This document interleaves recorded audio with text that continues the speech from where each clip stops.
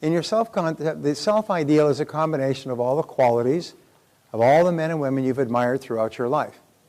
Which, of course, if you read lots of biographies and autobiographies of men and women who are worthy of reading, as opposed to drunken rock stars and things like that, but when you read about Madame Curie or Thomas Edison or Mother Teresa, when you read stories about men and women who have done wonderful things with their lives, and all of them from humble beginnings, you start to think, I'd like to be that way. And when you read about their qualities and how they persisted, you start to absorb through the skin being like that when the condition requires it. When the situation requires it, yes, I'll be courageous too, and I'll be determined too, and I will be cheerful as well. So the more you read about people, the more you form a higher and better and clarified ideal. So this becomes your internal role model. And there's always this dynamic tension between the person you are and the person you would like to be. A person who thinks that they're already fine is not a person who's really open to any improvement. And people who think that they're already fine are usually people that are not really that admirable, because every admirable person you'll ever meet thinks that they could be much better than they are. They could do much better. They always feel that I could be much more successful than this, or a better person, or I could be more compassionate and more patient and more loving. Even though other people think, geez, you're doing very well, they always compare themselves against an ever higher standard, which means that they're always in this state of dynamic tension toward becoming better and better and better. When you admire these people, you have an unconscious tendency to be more like them. And that's why it's important that you think and talk about people that you admire. The great tragedy for many young people today is that they admire divas and rock stars and basketball players and dancers with the idols. Those are the people they admire. And you can tell who they admire by who they watch, who they tweet, who they look at, who they replay, who they discuss, and so on. And that's not really very healthy, because these people are not good role models for young people. They're not good role models. I have had my life so profoundly and positively changed by role models, mostly men who kind of took me under their wing when I was growing up and coming from a lousy home. And they became role models to me, as even to this day, decades later, I can remember still wanting to be someone that they would approve. Somerset Maugham was once asked why he wrote so prolifically, and he had a beautiful line, which I think applies to life. He said, "I write to earn the respect of the people I respect." And what I have found is that that's what we do in life, is we do the things we do to earn the respect of the people we respect, and at least not to lose their respect. And many of us would go through tremendous privations and sacrifices not to lose the respect of someone whose respect we value. And so thinking about whose respect you value is a really important point. Who is really important in my life? Who do I really respect? And then you think, what would I need to do or not do to earn or to keep this person's respect? And you don't even have to know them. They can be people that are very admirable. So there is a difference between your self-image, the way you see yourself now, and your self-esteem, which is how much you like yourself. And here's an interesting discovery. Ta-ta-ta-ta-ta.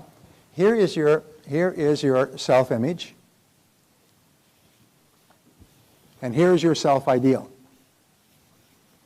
This is the ideal person that you could be, and this is the person that you are today. And there is a dynamic tension between the two. And whenever you do anything in the present that is consistent with the person you would like to be, your self-esteem goes up. You like yourself and respect yourself even more. Whenever you do anything or say anything, you get mad or impatient or short-tempered or something. Whenever you do something in the short term that causes you to move away from the person you would really like to be, your self-esteem goes down.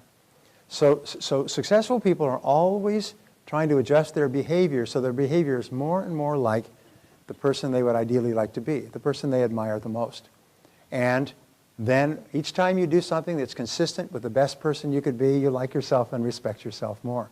And it becomes a lifestyle to constantly be doing the things that you know that others would admire, the things, the quality, doing the behaviors that the people that you admire the most would engage in. Very small thing, but a very big thing. So your self-esteem is largely determined by the gap between your self-image and your self-ideal. And is it contracting and getting smaller? Then your self-esteem is high. If it's getting wider because you fell off the wagon, you did or said something, that you're not happy about, that's not me, then your self-esteem will go down. So striving to be like your ideal causes your self-esteem and self-confidence to go up. And then when somebody gives you a compliment that is consistent with your being a better person, then you really feel happy because you really feel that you're moving toward that great goal.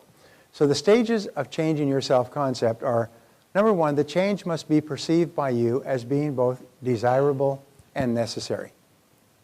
Remember we said before, changing a light bulb, the light bulb has to really want to change. Well, for you to change, you must consider it to be desirable, is something that you want, and necessary. This is something I need to do if I'm really going to realize my potential. And so if your self-concept, you want to have a self-concept of a very well-controlled and organized, positive person, you say, this is something that's essential if I'm going to achieve maximum influence in my circle, or even become a great salesperson. If your self-concept is you want to be very well organized, and you need to be well organized to be successful in a competitive business, then you consider it to be both desirable and necessary. And that's the motive force that drives you.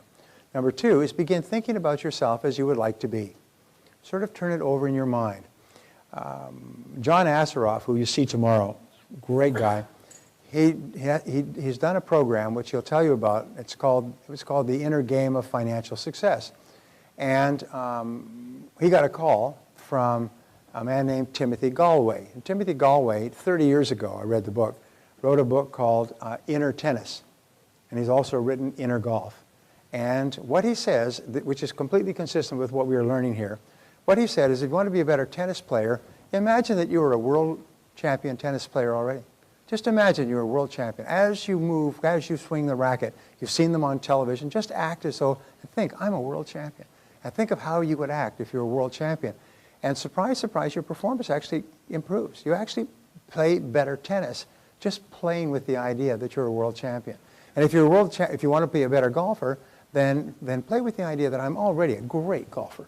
I am a great golfer. And just imagine, this is what you like, just imagine that you're already a great golfer and you actually end up playing better golf. He calls it the inner game of tennis, the inner game of golf. And it's the same thing with you. When you imagine yourself as already excellent at what you want to do. I told you about my friend who I helped him to envision being absolutely excellent at karate. And instead of being stressed or tension, just think about yourself. You're already a champion. You're one of the best people. All these people have come to see you because you are so damn good at what you do. And he walked on there and he smoked. He got higher grades and won more contests, and he's still doing it, than he ever had before. And he said it was easy. It was easy because your subconscious mind organizes every single motion so it's consistent with this new picture. Begin to visualize and create clear mental pictures. A visualized picture is a command to your subconscious mind, and when you visualize yourself performing at your best, your subconscious mind organizes your behaviors and actions on the outside so they're consistent with the picture that you just fed. It's almost like the picture is the command or the seed, and your subconscious mind is the garden. And what it does is the subconscious mind grows the behavior that you visualized. All the work on self-image psychology is really exciting. Visualize yourself as positive and confident. Visualize yourself as successful. Visualize yourself as happy. And what happens is you begin to behave on the outside consistent with that picture, but it's natural. You feel natural with the new behavior.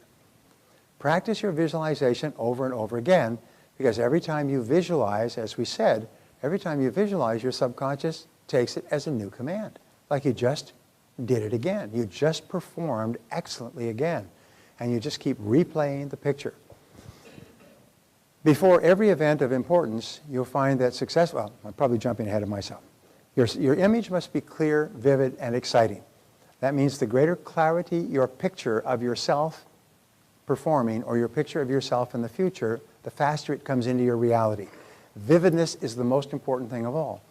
That's why if you go and see a house or take pictures of a house and take those pictures and put them where you can see them, read Architectural Digest, which has beautiful homes, or Homes Beautiful, or Sunsets Home and Garden, Beautiful Homes and Garden, and read those pictures so you feed your mind with these photographs, almost like feeding them into your mental computer.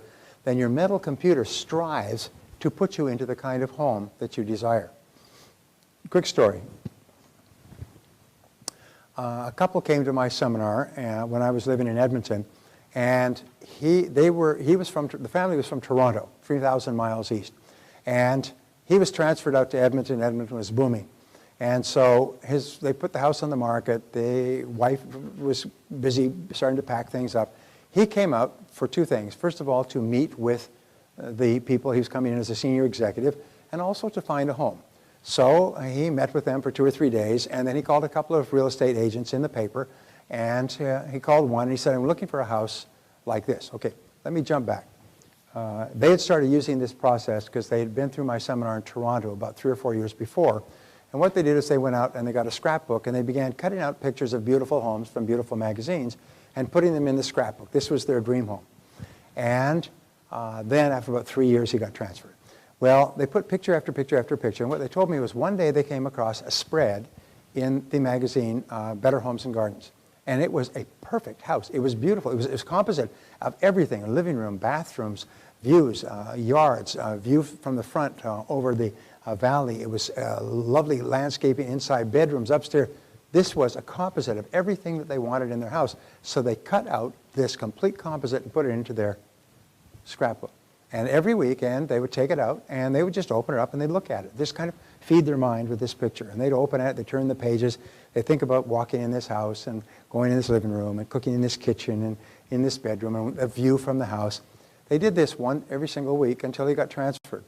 Well, coming back to Edmonton now, he phones a couple of real estate agents. One is of no interest. The other one says, you know, the house that you are describing, and he was describing his house, dream house from Better Homes and Gardens, he said, it's not available right now, but it's going to be listed on Saturday by my company. He said, I can take you out to see it at that time if you're interested. And he said, sure. So his wife arrived on Friday night, and they had dinner, and the next morning the real estate agent picked them up at the Westin Hotel, downtown Edmonton, and took them out into West Edmonton, which is the best area, drove them up to this home, and it was the home from Better Homes and Gardens. It was exactly the home they had been fantasizing and visualizing for 3 years. And they walked in and they said, oh my God, this is the house. This is the house. It's the only house they looked at. And the next question, could they afford it? It turned out the price, the terms, the down payment, everything, even including the occupancy date, was perfect. And a couple of months later, they sold their home in Toronto, packed up, moved out, and were living in that house at that time. They said it was unbelievable. It was the house from Better Homes and Gardens. It was their dream house, not a composite, but the very house that they had dreamed about owning. So, does it work? Yes. Barbara and I are in the house that we're in today. We wrote down 42 things we wanted in a house, and we moved twice before we moved down to San Diego. When we walked into this house, it had 41 of the 42 things. The 42nd thing was a built-in vacuum cleaner system, which it didn't have, so we hired a maid. Does it work? Yes. And what does it take? A piece of paper. If you can't afford a piece of paper, your mother will lend it to you. She wants you out of the house anyway. All right. So, your image must be clear, and the greater clarity you have, the faster it will come into reality. Affirmations are strong, positive statements that you say to yourself and believe. The most powerful words in your world are the words you say to yourself and believe. With affirmations, your future potential is unlimited. In other words, you become what you say to yourself most of the time. If you say it over and over again, you program it deeper and deeper into your subconscious programming until it begins to appear in your reality. Like the gentleman who wrote down 101 goals. Every one of those goals appeared in his reality within 12 years, which is an incredible story, but it's not the only time I've heard that. These are based on the 3 Ps. Affirmations are, first of all, they must be personal. You always start an affirmation with the word I. I am, I earn, I achieve, I weigh. Second of all, I like myself. I like myself. I like myself. Second of all, it must be positive. I am responsible. I am responsible. And third of all, it has to be present tense. I earn X number of dollars per year. I weigh X number of pounds. I drive such and such a BMW. I live in a 3,500 square foot custom-made house. One of my graduates did exactly that. Before he changed jobs, he lost his job after the seminar, which he thought was a real bummer. And one of his goals was, I live in a brand new 3,500 square foot custom designed home. Within 12 months, he had gone through 2 jobs, changed his income, increased his income, and he was closing on the house. He came back to my seminar a year later. He was closing on the house. And it was a custom designed, beautiful home that the builder had decided to sell rather than occupy himself. And so, does it work? Well, you know, never can be sure. But what if it does? What if it does? So affirmations are powerful. Always speak to yourself in positive terms. When you write down your goals, you write them as affirmations. I earn this amount of money. I weigh this number of pounds. I live in such and such a home. I have such and such, I acquire or I achieve such and such a net worth, and so on. Verbalization, speaking your affirmation aloud. What we find is if you say something aloud, it has 2 or 3 times the impact as if you say it to yourself, which is why you'll notice when football coaches want to motivate the people, the players before the game, they said, okay, what are we going to do? We're going to kill them. What are we going to do? We're going to kill them. We're going to kill them. And they get themselves pumped. Because when you say it aloud, you get yourself really more motivated than if you just whisper it to yourself. So standing in front of a mirror and reading your goals or speaking out your verbalizations, I like myself. I like myself. I can do it. I can do it. I feel terrific. When you say it out loud and you say it to other people. If anybody ever asks me, day or night, how do you feel? I always say, I feel terrific. I feel terrific. I feel terrific. And even if I don't, even when I was going through my cancer treatment last year, which was a very interesting experience, when people say, how are you doing? I say, I feel terrific. I feel great. Everything's going great. Terrific. Terrific. Now, that might not have been completely true, but I was telling the truth in advance. So verbalization is really important. You increase the impact of your affirmation by 80% by simply saying it aloud. By simply saying it aloud. 6, assume the role. Act as if you were already the person you wish to be. Walk and talk and act. I tell salespeople, if you really want to be impressive, when you go in to see a client, imagine that you are extremely wealthy. You're worth $100 million. But one of your hobbies is calling on people for a friend of yours who owns a company. So you like to make sales calls because you just sort of like getting out there and getting among them. And so you walk in as though you're worth $100 million and just could not care less whether this person buys or not. You really like to be able to talk to them and find out what their needs are and help them if you possibly can. Whether they buy or not, you couldn't care less because you're wealthy. You're just doing this, you know, for a friend. And when you have this attitude, I'm already wealthy, it takes the desperation out of your voice. Especially if the business is bad and the business is slow and you need the sale, you start to get a little bit desperate. There's a little edge in your voice and the customer says, ooh, na, na, na, na, na, na, na, na. Watch out here. Whereas when you're really relaxed and you don't really care if they say yes or no, you do care. I mean, that's clear because you've come, but you're not really upset about it or really concerned. They're much more likely to buy from you when you're more relaxed. So assume the role. Just act as if you were already the person. If you want to be popular, act as if you're already popular. Treat people as if you're already popular. Now, here's what we said before. The feelings will generate the actions just like as the actions generate the feelings. If you assume the role and walk and talk and act as if you're already the person you want to be, the feeling will generate the actions and you'll actually behave that way. And then as you behave that way, it'll generate the feelings. This principle of reversibility is very powerful. It's very powerful. Just act as if you were already successful. You can act your way into feeling by pretending that you have the quality already. We say, fake it until you make it. Because if you just pretend you have the quality within a matter of minutes, you'll start to feel the quality. If you pretend that you're confident, you'll start to feel confident. If you pretend that you're happy, you'll start to feel happy. Frank Betcher, who wrote one of the most important sales books of the last century, was called How I Made My Way from Failure to Success in Sales. And he talks in the first chapter, and that's all you really need. When he was selling, he was struggling, he was just getting by, and his sales manager took him aside and said, you know, Frank, you have great potential, but you're just too lackadaisical. You don't have any enthusiasm. It's how can you expect to make people enthusiastic about our product if you're not enthusiastic yourself? He said, well, I just don't feel enthusiastic. He said, so what? He said, whether you feel like it or not, act enthusiastic. Just act enthusiastic. And so He went out, and his motto became, that was the book, is act enthusiastic, feel enthusiastic. Act enthusiastic, feel enthusiastic. Remember that old book by Frank Betcher? It's one of the old sales training.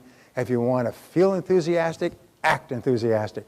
And that became his metaphor, and he went on to be the top-selling insurance salesperson in the country and made millions of dollars. And he taught thousands of people this. If you want to be enthusiastic, act enthusiastic. Pretend as if you already were. And within a couple of minutes, it becomes reality. You suddenly feel happy. Have you ever noticed men are like this more than women? You go to a party and they're all dancing. Yeah, I don't want to dance. Man says, I don't want to dance. I don't want to dance. I'm tired. I've had a long week. I don't want to dance. Oh, come on, just one dance. What if they play some really good music? I don't want to dance. All right, just one song. All right. So we say one song. Okay. Guy gets up and starts dancing. 3 hours later, they can't close the bar because this guy's still dancing and rocking and drinking and everything else. Because all you do is you just get up and you start moving. As a matter of fact, Shalene was saying something about that, the 5-minute rule, I think it was, that you were just act as if you are totally engaged in the activity. Within a few minutes, you just start to feel engaged. It's really important. The 4 keys to rapid personality change are what are called the VAVA formula. And these are, first of all, visualize. Visualize and see yourself exactly as you want to be. Remember, the greater clarity you have with regard to this mental picture, the faster it becomes a reality. Second of all, affirm and make the statement clearly. Make the statement so clear that a child could understand. Now, here's an interesting discovery. The subconscious mind is very literal, and it accepts commands literally in the positive, present tense, personal tense. Also, the simpler the command, the easier it is for the subconscious mind to work on it. So you wouldn't have a command like I drive a new car that I get from the dealership after I've been there a few times and I've learned to get a clear picture of it in my mind, and I finally earn the money and I can sell it, I can buy it, or make a down payment. In other words, don't complicate it. Just say, I drive this kind of BMW by June 30th, 2011. It's so simple. The rule is that a 6-year-old child should be able to know what your goal is, tell you if you achieved it, and also tell another child what your goal is, and the other child would understand as well. Your subconscious mind is like a child. It loves very simple commands. So what I always do is I achieve this goal by this date. I achieve this goal by this date, because your subconscious mind needs to have a target date. When do you want it? You don't call up and you say to a restaurant and say, could we come for dinner for 2? Or could we come there for dinner? And they say, sure. How many? We don't know. When? We haven't decided. What time? We'll let you know. How could even the dumbest person in a restaurant take a reservation if you're not clear about time, place, date, and number of people? So therefore, make it easy for your subconscious to go to work on a goal. I'm going to tell you something. Sometimes when you set a goal very clearly and you say it, you visualize it and affirm it, it materializes within 24 hours. A 1-year goal. I've had people, with the exercise that we're going to do tomorrow, which is a 1-year exercise, say that most of the goals in the exercise, which were 1-year goals, were accomplished within 5 days. Just literally, the phone rang off the hook, people walked up, the mail, stuff that would amaze you. They could not believe how fast they come into reality when you program them in, when you learn why tomorrow. Verbalize. Say it aloud. You possibly can. Just say it very clearly. I earn X number of dollars. I drive such and such a car. I live in a beautiful home. Say it aloud. Say it to yourself in the mirror and smile like you really enjoy it. And finally, assume the role. So those are the 4. Visualize, affirm, verbalize, and carry yourself as though you already had the goal, as though you're already a big success. This brings us now to the new mental diet. And the new mental diet is a more detailed, in-depth plan for reprogramming your mind. We say that the power of suggestion works on you continually. What does that mean? It means that every single element in your external world has an influence on you, positive or negative. You can have somebody call you up and curse you, and you can be angry and frustrated in a second. You can have somebody call you up and compliment you, and you'll be happy for the rest of the evening. The power of suggestion, 1 or 2 seconds. One person could cut you off in traffic and wave at you with one finger, and you can be mad for the next 3 hours. Somebody else can drive past you, an old friend, and wave and say, hi, how are you doing? You'll be happy for the next 3 hours. We are very amenable to suggestion, positive or negative, So we have to take control of our subconscious mind. We have to take control of our suggestive environment. Everything you allow to influence your thinking affects your subconscious mind, positive or negative. Everything counts. Every input you allow helps or hurts. Nothing is neutral. Nothing is neutral. I listen to educational CDs all the time, and it's amazing. Sometimes I'll be listening to a CD and I'll hear one idea that is almost like a whole new business opportunity. One idea, one insight from one smart speaker, not myself in this case, but other people will have something that is, geez, that's a great idea. I hadn't thought of that idea. That idea, combined with some other things I've been working on, that's a perfect idea. And sometimes it can take your life in a whole new direction. So the new mental diet, too, the steps for reprogramming your mind. First of all, feed your mind healthy mental food, just like you would feed your body healthy physical food. Is the law of accumulation says that everything you do, positive or negative, accumulates. They say that nothing is ever wasted. So if you take in positive material, it accumulates. If you take in negative material, it accumulates as well. And when you begin to make changes, you will not see a huge result. But as you keep working, accumulation will grow and grow. Is read 1 hour per day. Read 1 hour and underline. I am quite amazed. Many people went to school and they were told don't mark up the books because subsequent students will need them. So I always carry 2 pens, blue or red. My kids say, Dad, have you got a pen? I say blue or red. Blue or red. Red is for writing certain things, blue is for writing certain things, red is for underlining. I never read anything, not a magazine, not a book, not anything, but that I don't underline and mark and close up. Because when you read it and then you reread it and underline it, you double the amount of it that you memorize. And sometimes, remember, it's all being memorized, and sometimes a week or a month later, you'll remember something that you read, a critical fact or statistic. People are always saying, where do you get all those statistics and numbers? I read all the time. I read and I underline and I think about how that number might be helpful. So read 1 hour per day. 1 hour per day of reading for 2 to 3 years will make you an authority on your subject. Whatever field you're in, an hour a day will make you an authority. An hour per day will be about 1 book a week. 1 book a week will be 50 books a year. 50 books a year will give you the equivalent of a PhD in any subject that you choose, whether it's medieval European history or Japanese haiku or marketing.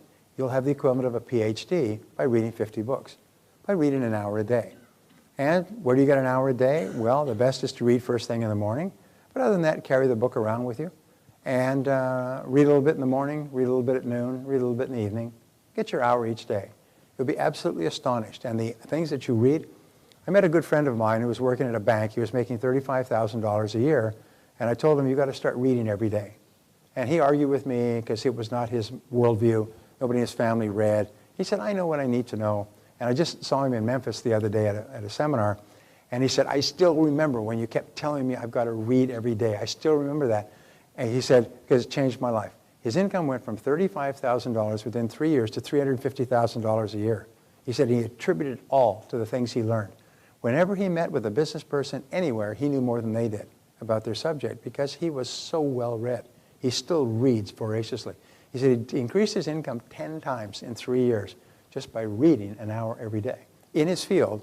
So he kept getting new ideas. And read the best stuff in your field. Ask what's the best stuff. Ask the top people what they're reading. Read the reviews. Go online and read the reviews. Get the stuff with the most stars. Get the stuff that's been the bestseller. If it becomes a bestseller, or even better, if it goes into paperback, it means that it's been a bestseller in hardcover. And so that's what you need. People say, what should you read? Well, what is your need? What is your specialization? What is it that you want to be better at? That's what you should read.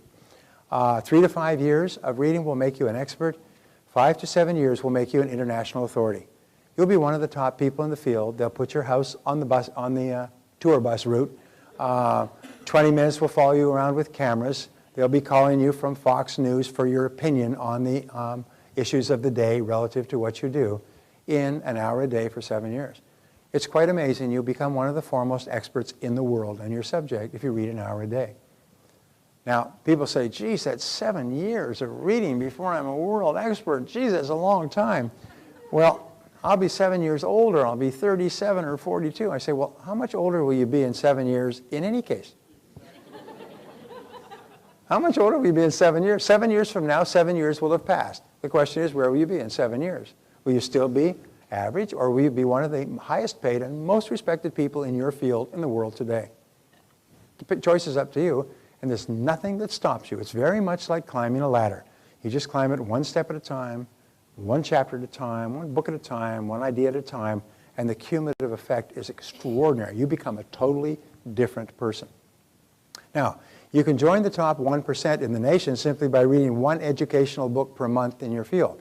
You don't have to read a book a week, and just read one good book a month and underline it and jot down ideas on 3x5 index cards that you can use to, like this, that you can use to carry around with you. Just jot down the ideas.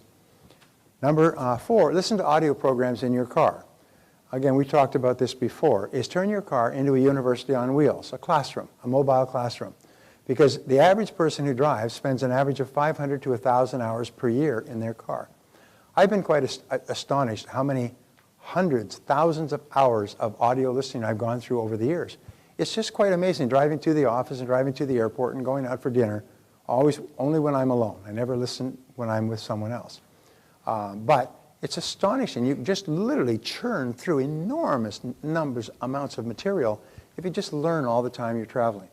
The best people I know in this area don't even know if their radio works because they never listen to it. They don't drive around listening to music, which we call chewing gum for the ears. They just simply learn all the time they're traveling. And when you're listening to audios, and you hear a good idea, stop it and think about the idea. Turn it over in your mind like you would turn over something in an antique shop to look at it from all sides. Turn that idea over in your mind and then start again and turn it over. If you want to listen to it, play back, listen to it again, just keep turning these ideas. And one idea can change your whole life. I'll give you an example. Guy Kawasaki, the expert from Apple Computer, was speaking at our conference last Monday.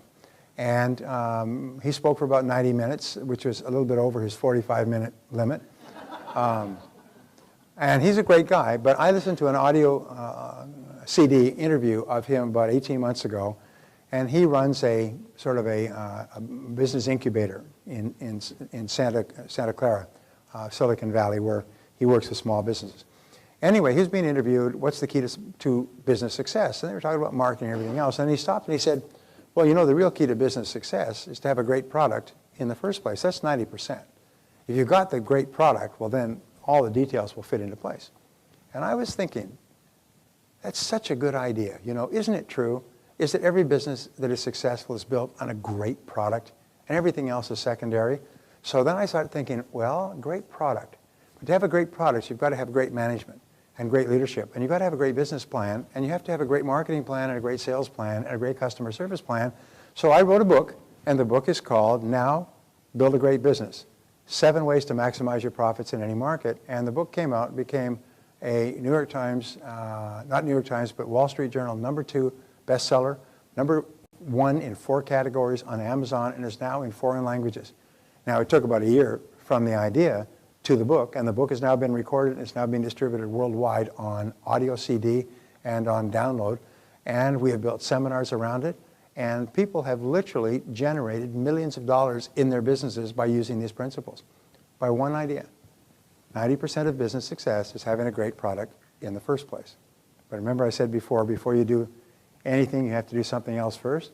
So you have to have a good business plan, you have to have good management, you have to have good people, and you have to have good marketing and so on. But that's the idea. One idea like that you pick up somewhere can change the whole direction of your life.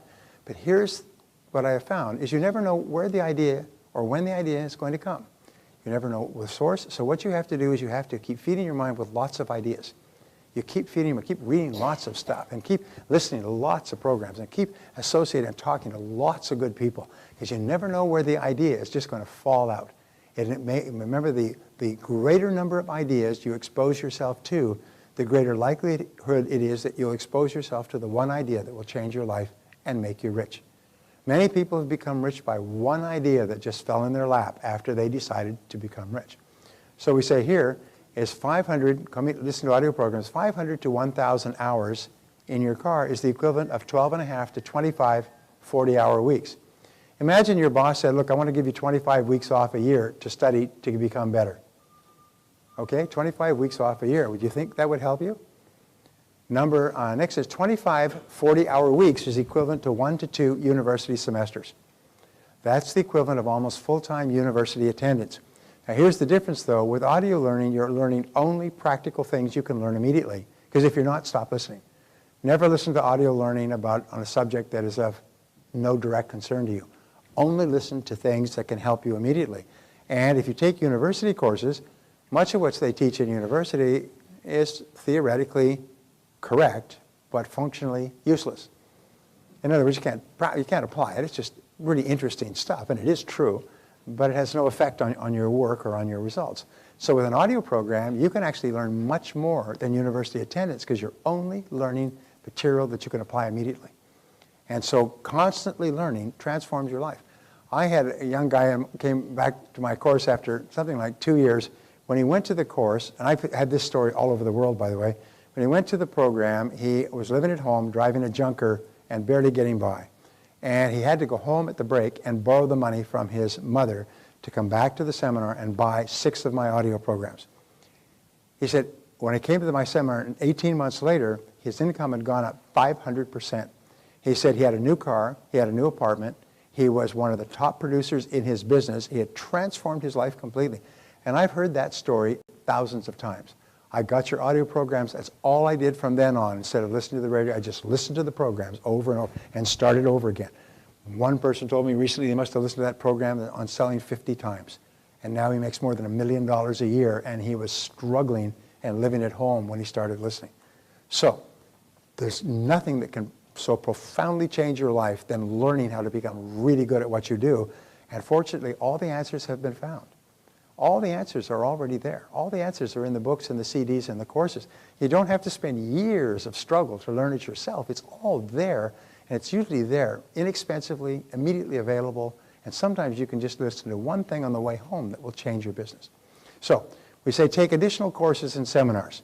Take a minimum of 4 seminars each year. Most people, when they leave school, they say, thank heavens this is over. I'll never read another book as long as I live. And they're 45 years old and they've never read a book or been to a seminar. And they can't understand why their life is going nowhere. Well, basically their life is just in a backwater because they're not growing. Remember we said 7 truths about you? One truth is your life only gets better when you get better. If you're not getting better, how can your life get better? And the world is full of people who actually want to believe a complete fantasy. They want to believe that their life is going to get better, but they don't have to get better. I know what they'll do. They'll spend some money on a get-rich-quick scheme, and that will solve all their problems. And so they borrow money on their credit cards and buy get-rich-quick stuff, and they find that stuff just sits there dead like an inert substance, and they didn't get rich. So what do? Is they take a deep breath, and 2 months later they go and buy another get-rich-quick scheme, and then one more get-rich-quick scheme. And they don't understand that unless you change yourself totally, nothing works. But if you do change yourself totally, everything starts to work for you. So take a minimum of 4 seminars a year. Practice. Remember, practical knowledge is power. Learn from experts in your field. Learn from the experts in your field.